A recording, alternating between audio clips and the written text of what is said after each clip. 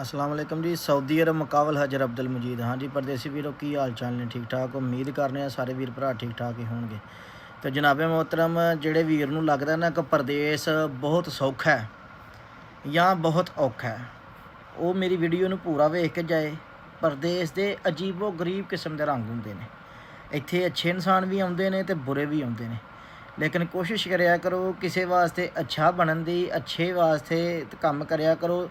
जिंदगी ये इंसान की किसी मोड़ पर भी आके ख़त्म हो सकती है, लेकिन यार कोई बंदा भी किसी भी चलो परदेसी तो नेकी करता है ना, तो वो नेकी नूं अल्लाह की रज़ा वास्ते करया करो, अपनी जेब वास्ते ना करया करो। मैं तुहानूं एक वीडियो तो खैर नहीं, तुहानूं मैसेज सुनाना एक परदेसी दे दुख, ठीक है। ज़रा सुन के वीडियो पूरी देख के जाना, तो कमेंट में जरूर दसना है कि इस तरह के जोड़े इंसान होंगे ने उन्होंने कभी पूरी पई है।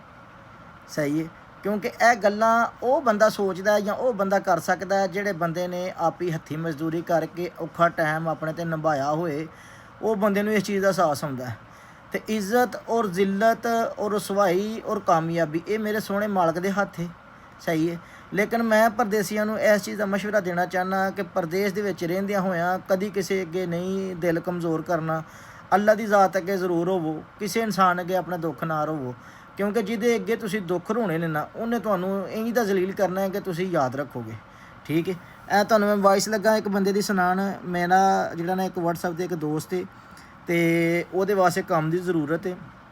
ठीक है, स्टील फिक्सर का वो काम करता। स्टील फिक्सर वाले बंदे मेरी वीडियो वेख के मेरे नंबर पर कमेंट करके यार रबता जरूर करियो जे अल्लाह की रज़ा वास्ते। सही है, एक दोस्त है वो इंतहाई मुश्किल दे विच उन्होंने काम की जरूरत है स्टील फिक्सर की, वो कारीगर है। तो वीडियो पूरी देखनी है, देख के वीडियो नूं अगे शेयर जरूर करना है ताकि कोई बंदा मेरे नाल रबता करे तो चलो इस परदेसी वीर की मदद हो सके। ऐसा मैसेज सुनियो वीर दे ते फिर दस्सियो कि परदेस सौखा है या मुश्किल है। अस्सलाम वालेकुम जी भाईजान, की हाल ने? ठीक हो भाई? थोड़ी टिकटॉक पे ना मैं देखी है वीडियो, तुसी मतलब कि कम तो कह रहे थे। मैं भाई ऐसा समझ गया रियाज से कम भाई नहीं है, बहुत परेशान हाँ। कोई रहनुमाई करो, मदद कर दियो कि थोड़ी बहुत मेहरबानी। सारी जिंदगी थोड़ा साथ नहीं बोलांगा भाई, मेहरबानी है थोड़ी जी तुसी कम लभ दवो। भाई डेढ़ 2 महीने हो गए ना मैं वेला ही बैठा वहाँ, काम नहीं है।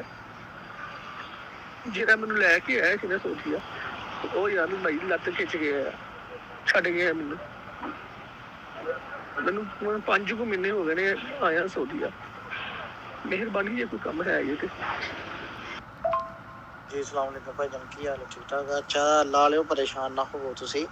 ते अगे तुसी की काम करदे हो दस्सिओ हाँ जरा, दिओ मालूमात। रियाज किहड़ी जगह ते हो? जे ते इधर शमेसी वाली साइड ते हो तो दस्सिओ, जे दूर हो तो फिर थोड़ी जी प्रॉब्लम है, क्योंकि दूरों फिर बंदे क्योंकि मेरे ज़्यादा तलक और सलाम का सारी इत्थे रियाज शमेसी दे विच। ਭਾਈਜਾਨ ਜੀ ਮੈਂ ਰਿਆਜ਼ ਸ਼ਾਰਾ ਨਸ਼ੀਨ ਦੇ ਕੋਲ ਰਹਿਣਾ। ਇੱਥੇ ਇੱਕ ਦੋਸਤ ਹੈਗਾ ਤੇ ਉਹ ਲੱਕੜੀ ਦਾ ਕੰਮ ਜਾਣਦੇ ਨੇ, ਫਿਰ ਮੇਰੇ ਕੋਲ ਨਾ ਉਹ ਕਾਰੀਗਰ ਰੱਖਦੇ ਨੇ। ਤੇ ਮੈਂ ਲੱਕੜੀ ਦਾ ਕਾਰੀਗਰ ਨਹੀਂ ਹੈਗਾ, ਮੈਨੂੰ ਤਕਰੀਬਨ 20-22 ਦਿਨ ਹੋ ਗਏ ਨੇ। ਉਸ ਬਾਈ ਨੇ ਮੈਨੂੰ ਰਿਹਾਇਸ਼ ਵੀ ਦਿੱਤੀ ਤੇ ਖਾਣਾ ਵੀ ਦੇ ਰਿਹਾ। ਅੱਲਾਹ ਨੂੰ ਸਿਹਤ ਤੰਦਰੁਸਤੀ ਦੇਵੇ। ਤੇ ਭਾਈ ਮੈਂ ਪਹਿਲੇ ਕੰਮ ਕਰਦਾ ਸਾਂ ਸਟੀਲ ਫਿਟਿੰਗ ਦਾ। ਉਹ ਜਿਸ ਬੰਦੇ ਨੇ ਬੁਲਾਇਆ ਸੀ ਨਾ ਭਾਈ, ਉਹਨੇ ਮੈਨੂੰ ਕੰਮ ਤੇ ਲਵਾਇਆ ਸੀ। ਤੇ ਕੰਮ ਤੋਂ ਲਾਉਣ ਤੋਂ ਬਾਅਦ ਉਹਨੇ ਕਿਹਾ ਸੀ ਕਿ ਤਨਖਾਹ ਇਹਨੂੰ ਦੇਣਾ, ਤਨਖਾਹ ਮੈਨੂੰ ਦੇਣਾ। ਬਈ ਉਹ 2-3 ਮਹੀਨੇ ਨਾ ਮੇਰੀ ਤਨਖਾਹ ਵੀ ਉਹ ਖਾ ਗਿਆ। ਤੇ ਚਲੋ ਕੋਈ ਨਹੀਂ, ਉਹ ਤੇ ਅੱਲਾ ਵਾਰਸ ਹੈ ਨਾ। ਬਈ ਸਟੀਲ ਫਿਕਸਰ ਦਾ ਮੈਂ ਕੰਮ ਜਾਣਦਾ ਤੇ ਅਲ ਰਿਆਜ਼ ਸਾਰਾ ਨਸੀਮ ਦੇ ਮੈਂ ਰਹਿਣਾ। आखिरी लफाज मुंडे दे सुनो, मैं उन्होंने किया हौसला दिता अलग कोई ऐसी अल्लाह दी ज़ात नहीं देना तो कोई वसीला भी तो बन ही जाता है। अल्लाह पाक कोई फरिश्ता भी तो कर ही देता है कि तुम मेरे वास्ते फरिश्ते हो सकता तुहाडे दी अल्लाह ने रिज़्क देना होवे। बाकी इंशाअल्लाह अल्लाह पाक करम करेगा। तुसीं मैनूं हौसला देता है, मेरे वास्ते भाई यही बहुत बड़ी गल है। मजबूत करता है, मैनूं बहुत हौसला देता है। अल्लाह पाक तुहाडी खैर करे।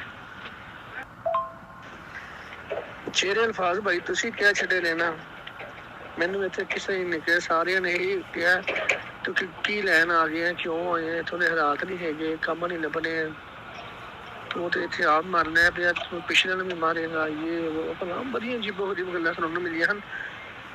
कि अल्लाह तुहानूं तंदरुस्ती देवे, हयाती करे। तुहाडे अल्फाजां ने मैनूं बहुत ਇੱਕ ਹਿਸਾਬ ਦਾ ਸਮਝ ਲਓ ਕਿ ਬਹੁਤ ਜ਼ਿਆਦਾ ਮਜ਼ਬੂਤ ਕਰਤਾ, ਮੈਨੂੰ ਬਹੁਤ ਹੌਸਲਾ ਦੇ ਦਿੱਤਾ। ਅੱਲਾਹ ਪਾਕ ਤੁਹਾਡੀ ਖੈਰ ਕਰੇ। ਦੇਖੋ ਪ੍ਰਦੇਸ਼ ਦੇ ਵਿੱਚ ਇਨਸਾਨ ਆਉਂਦਾ ਨਾ, ਕੋਈ ਬੰਦਾ ਵੀ ਜਦੋਂ ਆਂਦਾ ਹੈ ਉਹਦੇ ਵਾਸਤੇ ਕੋਸ਼ਿਸ਼ ਕਰਕੇ ਆਸਾਨੀ ਯਾਰ ਕਰਿਆ ਕਰੋ। ਜਿਹੜੇ ਠੇਕੇਦਾਰ ਵੀਰ ਭਰਾ ਨੇ ਉਹਨਾਂ ਅੱਗੇ ਵੀ ਰਿਕੁਐਸਟ ਹੈ ਕਿ ਯਾਰ ਜੇ ਕੋਈ ਮਾੜਾ ਬੰਦਾ ਲਿਆਉਂਦੇ ਹੋ ਤੇ ਉਹਦੇ ਨਾਲ ਇਸ ਤਰ੍ਹਾਂ ਦਾ ਨਾ ਤਰੀਕਾਕਾਰ ਸਲੂਕ ਕਰਿਆ ਕਰੋ ਕਿ ਉਹ ਬੰਦਾ ਰੋਵੇ ਜਾਂ ਰੋਣ 'ਤੇ ਮਜਬੂਰ ਹੋਵੇ, ਠੀਕ ਹੈ। ਤੇ ਕੋਸ਼ਿਸ਼ ਕਰੋ ਯਾਰ ਕਿਸੇ ਵਾਸਤੇ ਆਸਾਨੀਆਂ ਪੈਦਾ ਕਰਨ ਦੀ।